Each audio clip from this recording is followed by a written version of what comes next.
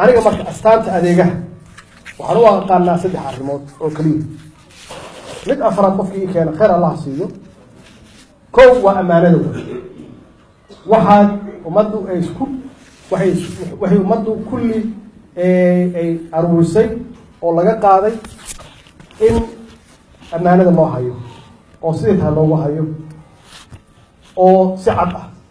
oo waxyaabaha hadda halkan maanta aan ugu nimid oo European Unionka iyo World Bank-ga ay bilaabeen inay nagu aaminaan oo kalsooni aan kaga helnay maxaa yeelay waxay arkeen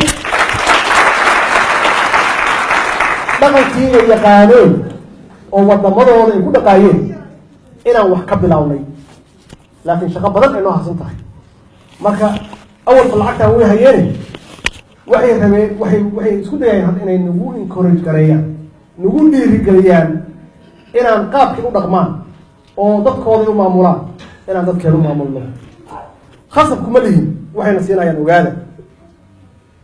aabayaasheenna ma aha adeeradeenna ma aha tan labaad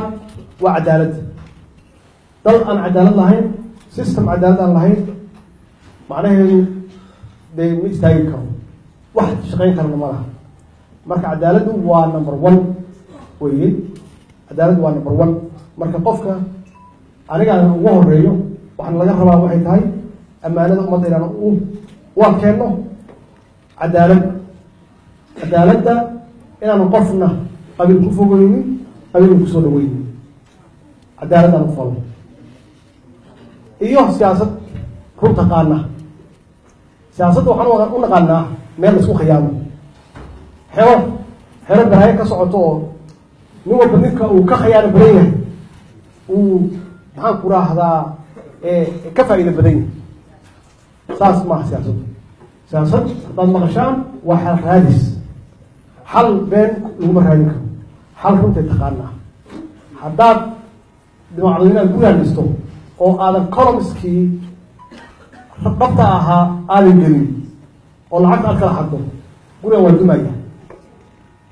waa xaqiiq way marka siyaasadduna dee ummad badan oo millions ayaad maamulaysaa been kuma maamulka saas darteed waxaa loo baahan yahay dadka Soomaaliyeed dad fiican iyo ahaan jiray laakiin waxbaa dhacay dhib baa dhacay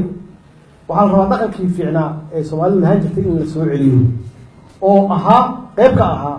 30 sano ugu horreeyay wixii dhisay dowladnimadeena iyo qarannimadeena oo ah in la barbood gareeyo dadka iimaanka fiican leh oo amaanada leh sidaan sheegay qof iimaan aan lahayn oo waxba lagu soo gaarin in la iska fogeeyo oo haddii mar la arko qofka dhaqankaas uu leeyahay xitaa society-ga laga calaamadeeyo business community waa leeyihi dadka businesska ah waxyaabaha Soomaaliya ee runtii u badbaadi ka mid tahay waxyaabaha u badbaadeen waxaa ka mid ah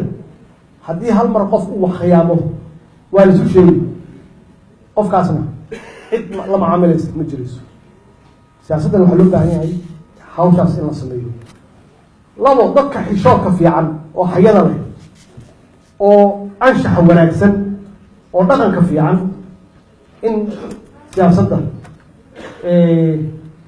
ay soo galaan oo la barmood gareeyo ma aha nin walba ninku ka dhibaato badan yahay ka kharaabsan yahay ma aha